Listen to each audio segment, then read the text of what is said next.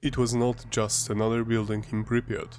It was the beating heart of the city, representing the Soviet Union's commitment to cultivating a strong, ideologically aligned community. The facility was intended to provide cultural enrichment and recreational opportunities for all ages, fostering a strong sense of community among the residents. And, like the rest of Pripyat, it was left to decay. The transformation from a place of joy and unity to one of desolation and abandonment is a powerful reflection of the broader impact of the Chernobyl disaster.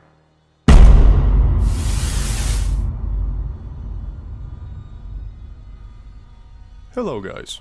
Today we continue the series you liked so much, the comparison between the real-life Chernobyl Exclusion Zone and its depiction in Chernobylite. As in the previous videos, you will learn about a particular place or building inside the zone, its history and post-disaster fate, as well as what role it plays in our game. Also, remember we have just announced the sequel, Chernobylite 2 Exclusion Zone. Be sure to check out the announcement trailer, which you can find on the channel's main page or linked in this video description. Let's start. Chernobyl Exclusion Zone. The fusion of fact and fiction. Part 7. Pripyat Central. Energetik. The Energetik Palace of Culture was not just another building in Pripyat. It was the beating heart of the city, representing the Soviet Union's commitment to cultivating a strong, ideologically aligned community. Constructed in the 1970s alongside the city itself, Energetik was one of over 137 similar palaces of culture built across the Soviet Union, each designed to serve as a central hub for cultural, social, and recreational activities. These buildings were pivotal in promoting the Soviet state's values and providing citizens with access to arts, education, and leisure. The name Energetik was particularly symbolic, playing on the dual meaning of energetic and power plant worker, which resonated deeply in Pripyat, a city built to serve the Chernobyl nuclear power plant. Strategically located in the city center, Energetik was a constant reminder of Soviet power and the importance of communal life under the state's watchful eye. This building was more than just bricks and mortar. It was a carefully crafted symbol of Soviet ideology and a key component in the social fabric of Pripyat, where workers and their families could engage in activities that reinforced the collective spirit and values of the time. The Energetik Palace of Culture was designed as a multifunctional facility that played a vital role in the social and cultural life of Pripyat. It hosted a wide array of activities and events. The facility was intended to provide cultural enrichment and recreational opportunities for all ages, fostering a strong sense of community among the residents.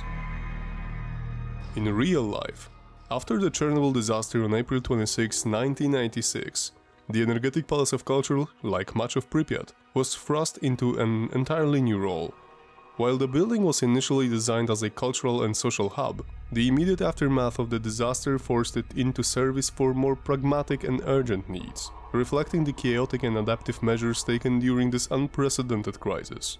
One of the most crucial roles Energetik played after the disaster was serving as a temporary housing for the liquidators, the men and women who were brought in to manage and mitigate the catastrophic fallout from the reactor explosion.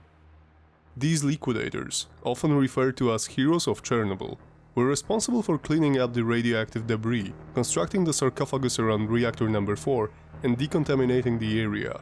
Given the urgent nature of their work and the high levels of radiation in the area, finding safe and accessible housing was a significant challenge. The Energetik, with its large spaces and central location, became a convenient makeshift accommodation for these workers. In addition to housing, Energetik was repurposed as a makeshift warehouse. The building's spacious interiors were ideal for storing equipment, tools, and supplies needed for the liquidation efforts. Given its central location in Pripyat, it was easily accessible for the workers who needed quick access to resources. This new function was a far cry from the building's original purpose, as a center for arts and culture, highlighting the dramatic shift in the environment and the dire circumstances following the disaster. One of the more notable and historical uses of the Palace of Culture post-disaster was its brief function as a courtroom. In July 1987, the building hosted the infamous Chernobyl trial, where 6 individuals, including Anatoly Dyatlov, Nikolai Fomin and Viktor Bryukhanov, were tried for their roles in the events leading up to the disaster. This trial was a significant moment in the aftermath of the disaster as it sought to assign blame and establish accountability for the catastrophic failure at the nuclear power plant. Holding the trial in Energetik symbolized both the gravity of the situation and the collapse of the community that the building once served. As time passed, Energetik, like the rest of Pripyat, was left to decay. The building, which had once been a vibrant cultural hub, became a haunting symbol of the loss experienced by the community. The transformation from a place of joy and unity to one of desolation and abandonment is a powerful reflection of the broader impact of the Chernobyl disaster on the city of Pripyat. Despite its current state of disrepair, Energetik remains one of the most iconic structures in the Exclusion Zone, drawing visitors, photographers, and historians who seek to understand the human and cultural toll of the disaster. The Palace of Culture Energetik, due to its iconic status and its important history, has been featured in various documentaries, photographs, videos and games that explore the Chernobyl disaster and its aftermath.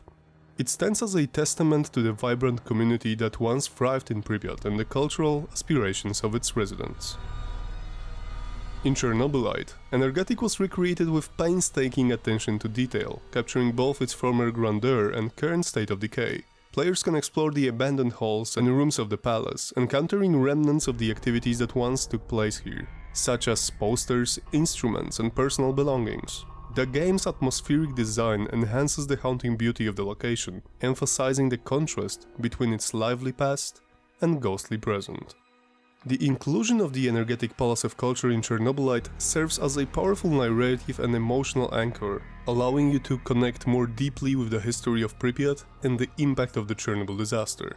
It provides a tangible link to the human stories and cultural heritage of the area, making the exploration of the Exclusion Zone a more immersive and reflective experience.